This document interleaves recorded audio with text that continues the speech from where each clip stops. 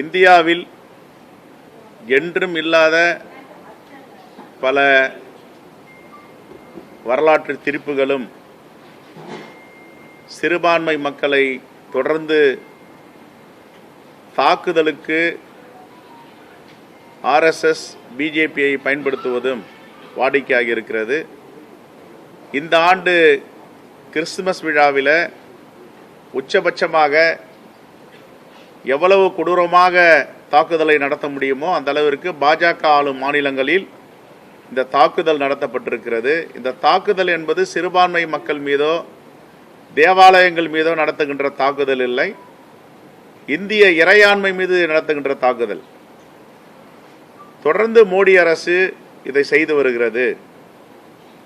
இதனுடைய தாக்கம் உலக நாடுகளில், வெளிநாடுகளில், குறிப்பாக லண்டன் மாநகரில், கனடாவில், அமெரிக்காவில் நம்முடைய இந்தியாவுடைய வரலாறு பெருமைகள் எல்லாம் தலைகுனியும் விதமாக சில மதவாதிகள் நடந்து கொள்கிறார்கள். இதை வன்மையாக காங்கிரஸ் பேரியக்கம் கண்டிக்கிறது. எங்கெங்கெல்லாம் சிறுபான்மையாக மக்கள் வாழ்கிறார்களோ, அது இந்துக்களாக இருந்தாலும் சரி, கிறிஸ்தவர்களாக இருந்தாலும் சரி, இஸ்லாமியர்களாக இருந்தாலும் சரி, மொழி சிறுபான்மையர்களாக இருந்தாலும் சரி, அவர்களுக்கு பாதுகாப்பு கொடுப்பது இந்திய அரசின் கடமையாகும்.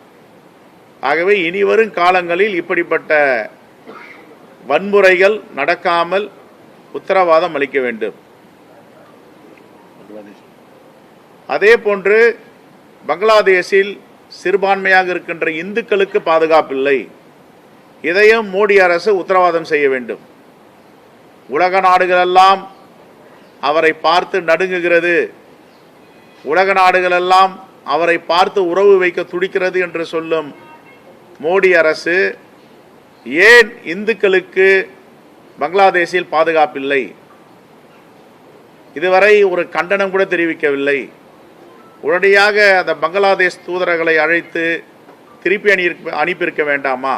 இதையெல்லாம் இந்தியர்கள் கேட்கும் கேள்வி. மோடியுடைய காதில் விழுகிறதா விழவில்லையா என்று தெரியவில்லை.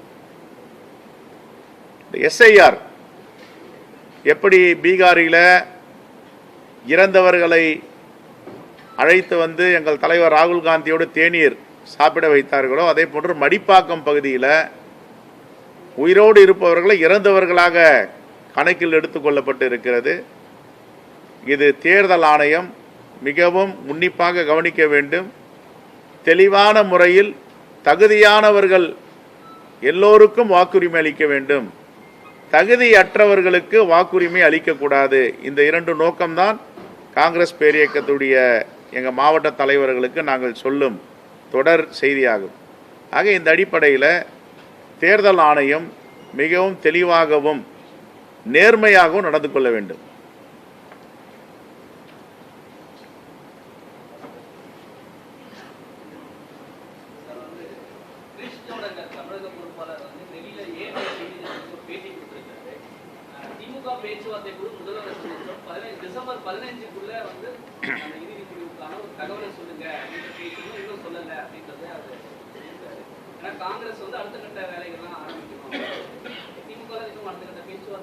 இல்லை, நாங்கள் இப்போ தொடர்ந்து தலைவர் ராகுல் காந்தி, தலைவர் மல்லிகார்ஜுன கார்கே அவர்கள், அதே போன்று பிரியங்கா காந்தி அவர்கள் தமிழ்நாட்டிற்கு வருகை தர இருக்கிறார்கள். அதற்கான ஏற்பாடுகளை செய்து வருகிறோம். இந்த கூட்டத்தை ஏற்பாடு செய்வதற்கு குழுக்களும் நியமித்திருக்கிறோம். முன்னாள் காங்கிரஸ் பேரியக்கத்தின் தலைவருடைய தலைமையில் பல குழுக்களை நியமித்திருக்கிறோம். விளம்பர குழுக்கள், அதே போன்று மாநாடு குழு, நிதிக்குழு, வரவேற்பு குழு, எல்லா குழுக்களையும் அமைத்திருக்கிறோம். இந்த வேலையை ஆரம்பிச்சிட்டோம்.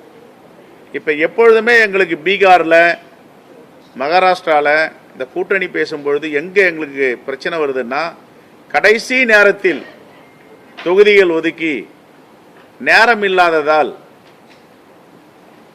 வேட்பாளர்களின் தேர்வு தொய்வு ஏற்படுகிறது.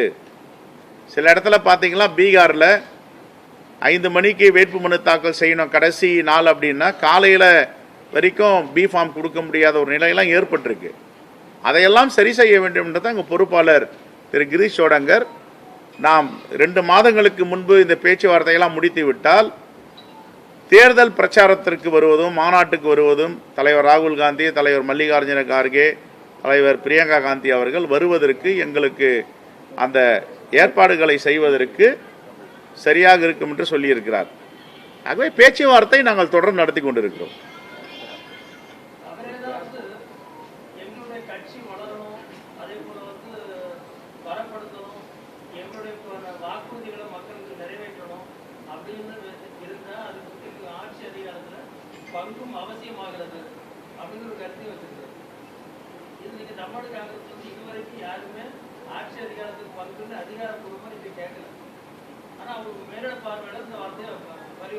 இந்த கமிட்டியோட சேர்மன் அவர் தானங்க, பேச்சுவார்த்தையுடைய கமிட்டியோட சேர்மன் அவர் தான். அதனால அவர் சொல்லியிருக்காரு. அதில் என்ன டவுட் இருக்கு உங்களுக்கு? அவர் சொல்ற கருத்து தான். Right, next.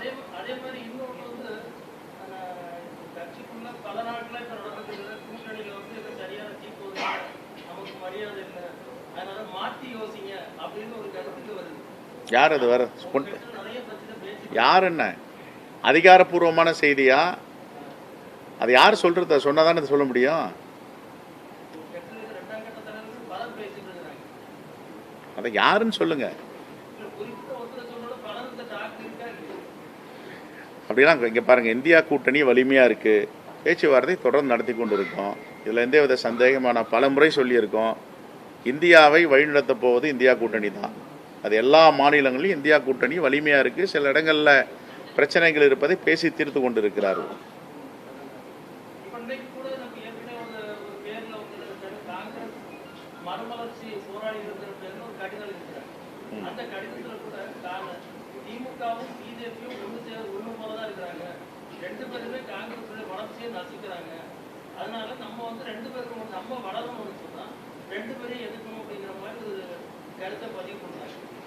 நாம வலிமையா இருந்தா, நாம கட்சி பணியை சிறப்பாக செஞ்சா யாரை நம்மளை வந்து நசுக்கவும் முடியாது, ஒதுக்கவும் முடியாது, ஒடுக்கவும் முடியாது.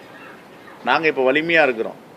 கிராமத்தில் தமிழ்நாடு முழுவதும் காங்கிரஸ் இல்லாத கிராமங்கள் இல்லை என்ற நிலை ஏற்படுத்தி இருக்கோம். அதனால் கட்சியை வளர்ப்பதற்கு நாங்கள் முயற்சி செஞ்சிட்டு இருக்கோம். அதுக்குண்டான எல்லா கட்டமைப்புகளையும் ஏற்படுத்திட்டு இருக்கோம். அதனால் எப்படி ஒரு கட்சி போயிட்டு எங்களை நசுக்க முடியும்? அதுக்கு நாங்கள் எப்படி நாங்கள் அனுமதிக்க முடியும்?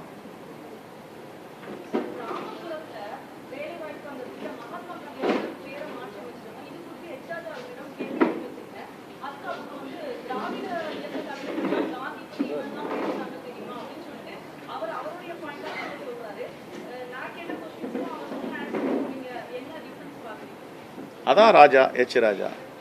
சம்பந்தம் இல்லாமல் பேசுறது தான் எச் ராஜா. சம்பந்தம் இல்லாமல் பேசுவார்.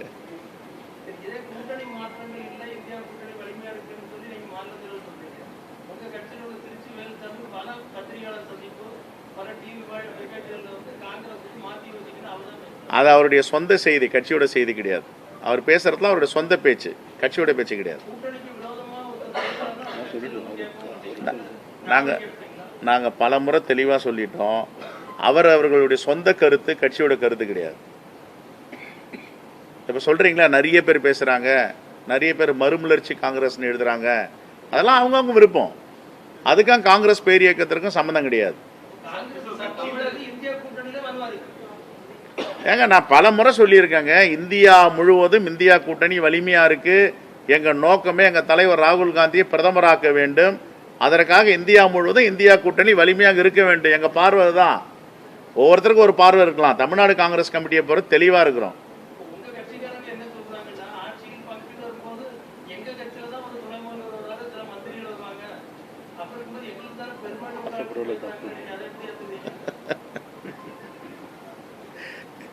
ஏங்க, உங்களுக்கு இவ்வளவு மகிழ்ச்சியா சொல்லும் போது எங்களுக்கும் மகிழ்ச்சியா தான் இருக்குது.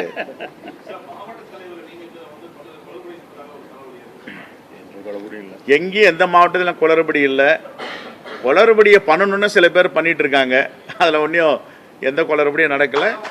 எஸ், அது மாதிரி எங்கே ஆதாரப்பூர்வமாக இருந்தால் நாங்களே நடவடிக்கை எடுப்போமே. எந்த ஆதாரப்பூர்வம் நடவடிக்கை வரலையே. நீங்கள் ஏதாவது ஆதாரம் தான் கொடுங்க.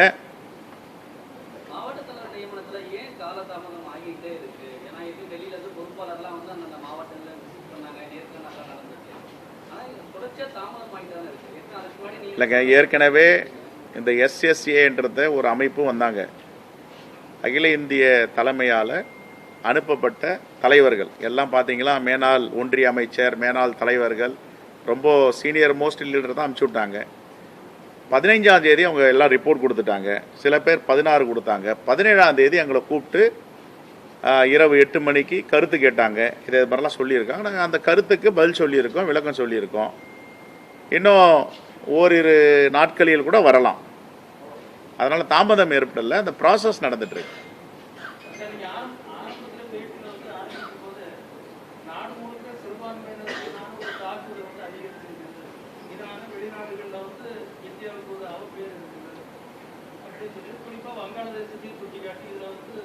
பிரதமர் மோடி ஒரு நடவடிக்கை எடுக்கணும் அப்படின்னு சொன்னீங்க.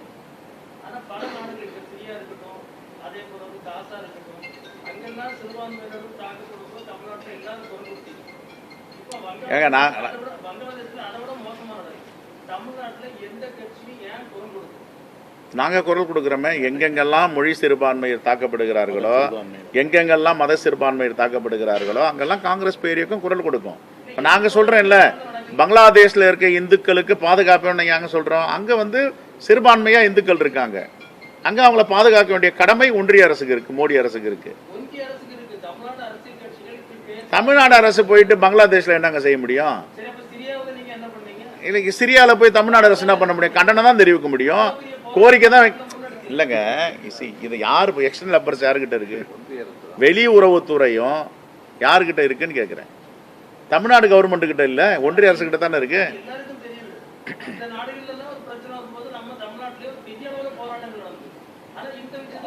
பாஜக கண்டிச்சிருக்காங்க.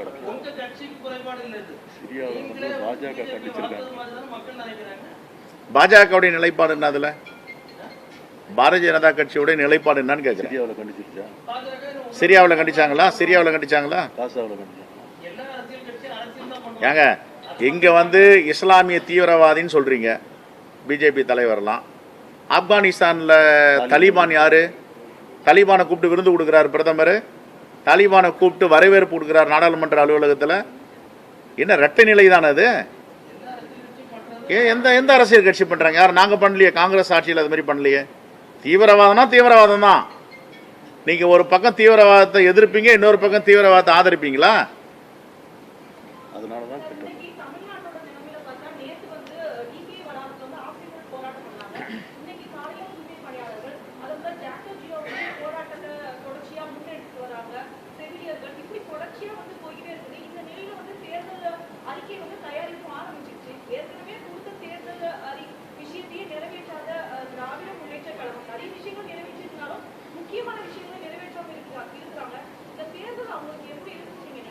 நாங்கள் காங்கிரஸ் பேரியக்கத்தை பொறுத்தவரை சட்டப்பேரவையிலும் சரி, சட்டமன்றத்திலையும் மக்கள் மன்றத்திலையும் கோரிக்கை வச்சிருக்கோம். ஆசிரியர்களுடைய பிரச்சனையை தீர்வு காண வேண்டும், செவிலியர்கள் பிரச்சனைக்கு தீர்வு காண வேண்டும். அந்த ஆர்ப்பாட்டத்துக்கு நாங்கள் கலந்துக்கிறோன்ட்டு நாளைக்கு தேதி கொடுத்துருக்கோம். ஆனால் சுமூகமாக முடிச்சு வைக்கப்பட்டிருக்கிறது. செவிலியருடைய போராட்டம் திரும்ப பெறப்பட்டிருக்கிறது. அதே போன்று ஒவ்வொன்றாக ஆசிரியர் பிரச்சனையை, தூய்மை பணியாளர் பிரச்சனைக்கு தீர்வு காணுவாங்க. தீர்வு காண வேண்டும் என்றது தான் காங்கிரஸ் பெரிய கோரிக்கை வைக்குது. போராட்டம் என்பது போராட்டம் தான் ஜனநாயகத்துடைய வலிமையை. போராடிட்டு தான் இருக்கணும், போராடாமல் கிடைக்காது. அதனால் போராடுறாங்கன்றதுனால தேர்தல் நீங்கள் எப்படி சந்திப்பீங்கன்னு கேட்டிங்களா? அப்படி அவங்க போராடுறாங்க, கேட்டு தட்டுங்கள் திறக்கப்படுன்றாங்க, போராடி போராடி பெறுறாங்க, கொடுக்குறாங்க. அதேமாதிரி மாண்பு முதலமைச்சரும் அவருடைய தேர்தல் வாக்குறுதியில் ஏறக்குறைய எனக்கு தெரிஞ்சு 80 விழுக்காடுக்கு மேலே நிறைவேற்றிருக்காங்க. இன்னும் எஞ்சிய காலத்தில் நிறைவேற்ற போகிறாங்க.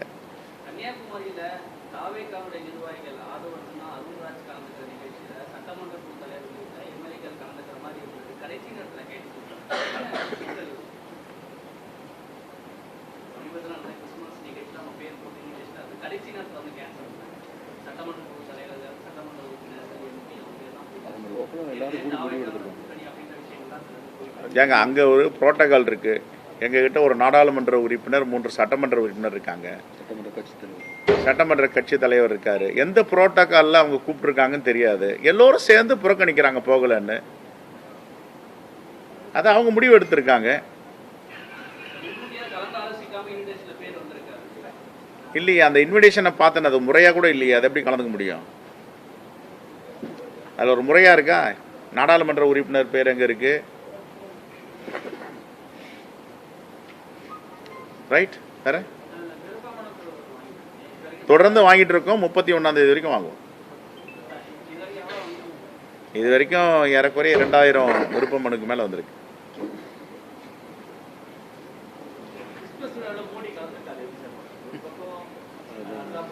நடிகர் தலைவர்